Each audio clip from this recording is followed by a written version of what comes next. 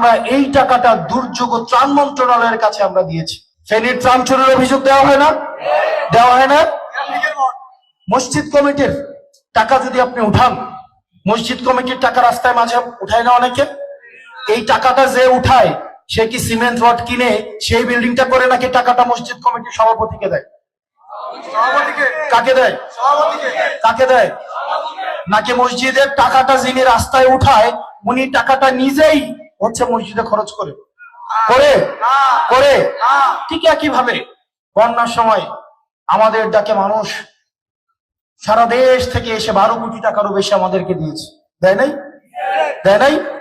এখন আমরা টাকাটা উঠাইছি, আমাদের লজিস্টিক সাপোর্ট নাই, এই 12 কোটি টাকা নিয়ে আমরা কয়জনকে দিব বলেন? আমরা যদি কাউকে দিতাম পরে উঠতো স্বজন প্রীতির অভিযোগ, পরে উঠতো যে নিচে টাকা খেয়ে ফেলার অভিযোগ, উঠতো না? উঠতো না? এই জন্য আমরা যে কাজটা করেছি, আমরা এই টাকাটা দুর্যোগ ত্রাণ মন্ত্রণালয়ের কাছে আমরা দিয়েছি।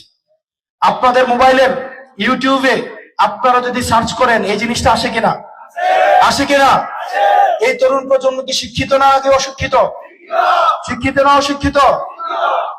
সুতরাং যারা অশিক্ষিত, যারা সুম্মন বুকমন অমিয়ন, অর্থাৎ এটা কি বলা হয়েছে এখানে, যাদের হৃদয়, চোখ এবং কি বুকের মধ্যে কি মেলে দেওয়া হয়েছে, মোহর মেরে দেওয়া হয়েছে, তারা দেখবে না এইসব।